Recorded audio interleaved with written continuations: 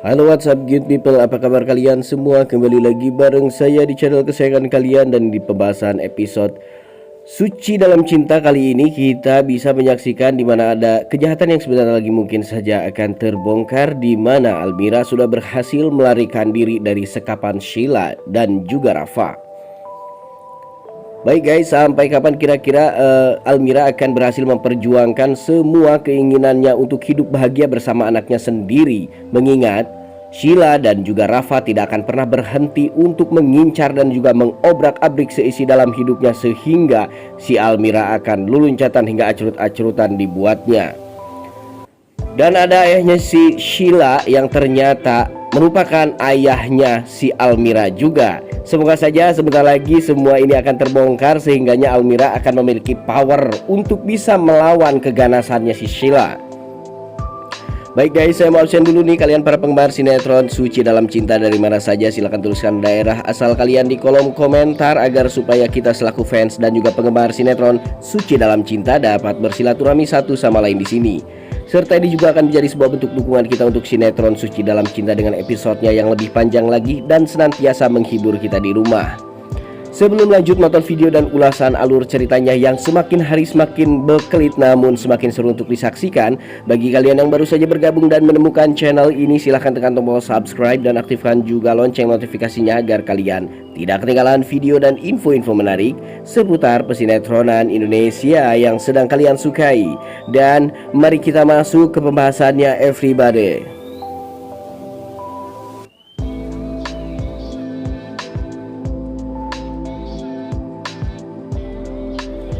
Scene dimulai dimana ketika ada si Nindi yang ketahuan masuk menyelinap ke kamarnya Ibu Jihan.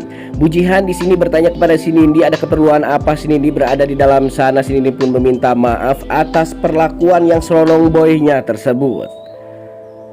Lalu si Nindi pun pergi meninggalkan kamar Bu Jihan setelah dia menemukan sebuah foto yang dimana di balik foto tersebut menyimpan sebuah rahasia besar yang harusnya sebentar lagi Bu Jihan bongkar ke hadapan publik, karena itu merupakan foto kunci untuk Almira mengetahui siapa ayah kandung sebenarnya. Dan Almira yang sedang berada bersama ayah kandungnya di sebuah kafe kali ini.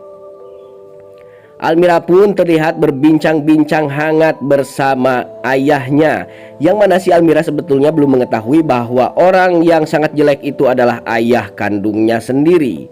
Almira tapi di sini juga merasa senang bahwa handphonenya sudah kembali aktif karena dicas oleh tukang sayuran yang ada di belakangnya.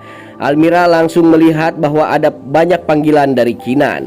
Almira pun lantas langsung menelpon Kinan, namun di sini pulsanya tidak mencukupi karena Almira masih dalam kondisi miskin.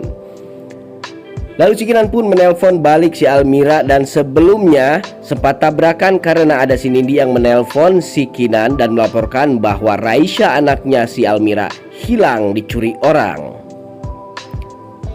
Bak seperti motor Honda Beat guys, anak sematawayangnya pun bisa hilang. Lalu si Kinan langsung melaporkan kejadian itu kepada si Almira, yang sehingga mananya si Almira langsung dibuat histeris dibuatnya.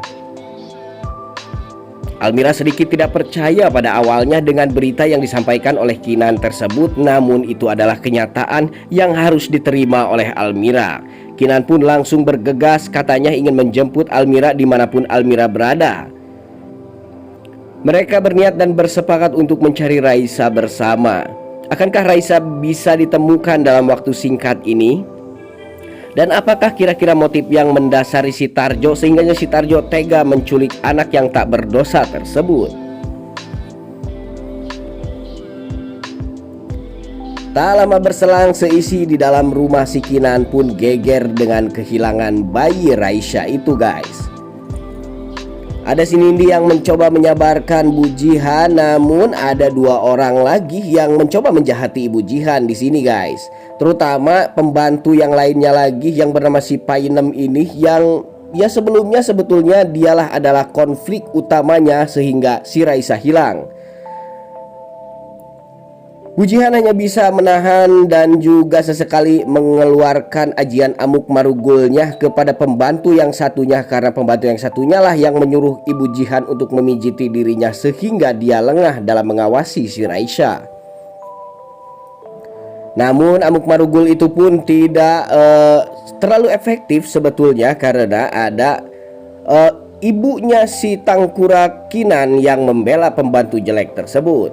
Bujihan hanya bisa menangis tersendu-sendu, dan ada juga ayahnya si Almira yang kebingungan mencari kebenaran si Almira, yang otomatis saja setelah mendengar kabar soal hilangnya Raisa, si Almira langsung lari terbirit-birit dan tunggang langgang hingga leluncatan di tengah jalan.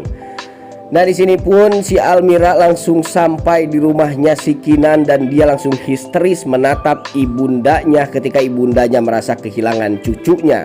Terlebih lagi si Almira yang harus rela kehilangan anaknya, melihat di kamar tidur yang biasanya Raisa tergeletak, sekarang sudah tidak ada lagi, hanya ada si Aisyah yang sedang ngagoler dan ngerengkol seperti belut. Tak lama berselang datang juga si Kinan guys, yang menyampurkan mereka dan berkata untuk menyabarkan si Almira dan juga Bujihan. Namun sepertinya kata-kata yang berisi penyabaran itu tidak efektif dan tidak mempan sama sekali kepada si Almira dan Bujihan, yang memang mereka kurang beruntung di alam dunia ini. Tak lama berselang itu pun si Kinan akhirnya memiliki pikiran dan tekad untuk mencari si Raisa kemanapun si Raisa pergi. Entah mengapa kecurigaan si Kinan langsung menjurus ke arah orang yang ada di dalam rumahnya tersebut, karena jikalau ada penyusup, tidak mungkin penyusup itu bisa secepat itu melakukan aksi tersebut. Nah, di sini juga kecurigaan si Kinan sudah mulai menjurus kepada si Tarjo, yang memang si Tarjo lah pelaku sebetulnya. Dan ternyata motif penculikan ini hanya karena didasari si Tarjo sedang butuh uang untuk membayar cicilan rumahnya dan juga untuk membayar uang biaya ledeng bulanan kepada aparatur setempat. Si Tarjo sampai rela menculik seorang anak yang tak berdosa dan hendak menjualnya kepada penampung atau tengkulak anak-anak. Sungguh perbuatan yang di luar batas kemanusiaan sekali ya guys yang dilakukan oleh si Tarjo ini. Tapi semoga saja si Tarjo sebentar lagi akan menemui titik sialnya, dimana memang si Kinan saat ini sudah mulai menyelidiki dalang dari penculikan Raisa tersebut. Jadi bisa dipastikan di episode yang akan datang Tarjo akan ketahuan nih guys dengan kejahatan yang dia lakukan sebelumnya, dan Tarjo siap-siap untuk digulung, diberondong ke kantor polisi.